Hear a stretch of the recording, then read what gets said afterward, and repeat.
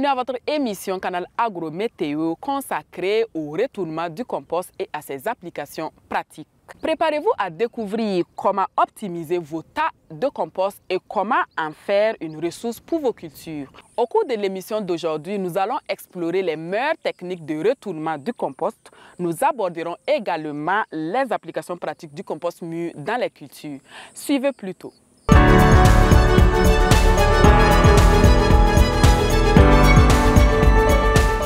Le compostage en tas doit être contrôlé régulièrement, la température et l'humidité. Alors pour cela, il faut introduire un bâton long de moins 1 à 2 mètres dans le tas. Alors, et à chaque fois, il faut venir enlever ce bâton, voir est-ce qu'il est chaud, est-ce qu'il est trop humide, est-ce qu'il est sec. S'il est sec, il faut y apporter de l'eau. Alors si on constate que le tas est trop humide, on a deux solutions. Soit on ouvre le tas, on ouvre tous les sachets plastiques qu'on avait couverts, on les laisse pendant 24 heures. L'air va fouetter, l'humidité va s'évaporer et le tas va devenir un peu sec avant de refermer. Ou encore, si on a la possibilité, on va prendre les matériaux secs, enfouir dans le tas complet. Le compostage en tas doit être dans les normes retournées entre 15 à 20 jours, chaque 15 à 20 jours. Si on néglige cela, le tas va prendre assez de temps pour se décomposer. Le retournement, il faut toujours commencer par la couche d'en haut. On peut dormir. Alors, au début, on avait juxtaposé jusqu'à ce qu'on gagne notre hauteur. Maintenant, on prend en haut et on descend. Après chaque couche, on regarde si la couche est toujours sec, il faut y apporter encore de l'eau. Cela veut dire qu'il manque de l'eau. Donc, si on n'apporte pas de l'eau, le fonctionnement ne va pas marcher. La décomposition ne va pas marcher.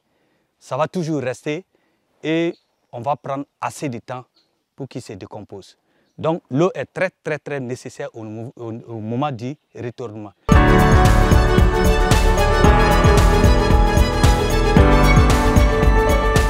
En production de céréales, il faut dire que les écartements entre les lignes sont de 80 et entre les poquets sont de 40 cm. Voilà. Maintenant, la profondeur du trou de zaï dans lequel on va mettre notre fumier organique est d'environ 15 à 20 cm. Voilà, à peu près la profondeur d'un labour avant les semis. Maintenant, une fois qu'on met le compost dedans, le compost doit prendre les 2/3 du trou. Et après, maintenant, on recouvre avec une fine couche de terre. Voilà, pour protéger le compost contre les actions des rayons solaires. Là, c'est une séance d'application localisée. C'est-à-dire, on procède à la matérialisation de poquets dans lesquels on va mettre du compost bien décomposé et on recouvre légèrement avec une fine couche de terre. Parce que le compost, une fois mis dans les poquets, ne doit pas encore subir des actions des rayons solaires. Parce qu'ils ne supportent pas trop ça. Donc on recouvre légèrement avec une fine couche de terre avant de procéder au semis. Le choix de l'application localisée est lié au fait que le coût de production de la fumée organique n'est pas négligeable. Pour cela, on demande aux producteurs d'utiliser cette méthode pour ne pas gaspiller. En application localisée comme ceci, on a besoin d'1,5 tonne à 2 tonnes pour notre hectare. Pourtant, si c'était une application généralisée, on avait besoin entre 4 tonnes et 5 tonnes. Et les avantages ne sont pas les mêmes. C'est-à-dire là, l'application est localisée juste pour nos cultures et non pas pour autre chose. Pourtant, de façon généralisée, entre les lignes, entre les poquets, on va trouver une certaine quantité de fumier organique qui est dispersée, qui ne sera pas bénéfique aux cultures que nous avons mises sur place, mais surtout au développement des mauvaises herbes. Voilà.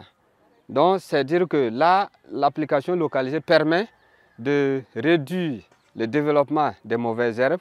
Ça permet également de retenir une certaine quantité d'eau pour nos cultures. C'est-à-dire même en temps de poche de sécheresse, ces cultures ne vont pas trop souffrir. Voilà. Aussi, il faut ajouter que Et en cas de pluie, après l'épandage en cas de pluie, l'application localisée va résister plus au ruissellement. C'est-à-dire la fumée ne sera pas trimballée d'un côté à un autre dans notre parcelle. C'est localisé, l'eau va venir seulement peut-être s'ajouter à notre fumier organique déjà dans les poquets. Valeureux producteurs agricoles du Burkina Faso, votre émission Canal Agrométéo vous donne chaque semaine des informations sur le bilan pluviométrique des 7 derniers jours et les prévisions des 7 prochains jours dans l'ensemble du territoire national, ainsi que des alertes sur les poches de sécheresse. Vous aurez également la prévision allant du 6 juillet au 5 août et des conseils agricoles. Voici donc le bilan de la semaine passée. La saison des pluies s'installe progressivement dans notre pays. Entre le mercredi 5 juillet et le mardi 11 juillet 2023, des pluies ont été enregistrées sur une bonne partie du territoire avec une moyenne de 8 à 59 mm d'eau. Les plus fortes pluviométries ont été observées dans la plupart des localités de Solenzo, Nouna, Dédougou, Toma, Réo, Sapui, Léo, Boromo, Oundé, Dano et Diebougou avec des précipitations variant entre 44 et 59 mm. Voici ce que prévoit la météo pour ce qui concerne la nouvelle semaine qui commence. Dans la période du 12 juillet au 18 juillet 2023, cette semaine, les pluies seront plus intenses par rapport à la semaine écoulée. Elles varieront entre 13 à 90 mm sur l'ensemble du territoire. Les localités de Solenzo, Orodara, Sendou, Léo, Po, Tenkodogo, Ouargaï et Pama recevront les plus fortes pluviométries, entre 50 et 90 mm de pluie, soit 500 000 et 900 000 litres d'eau par hectare, ce qui permettra la poursuite des activités de semis, d'amendement et de désherbage dans ces localités.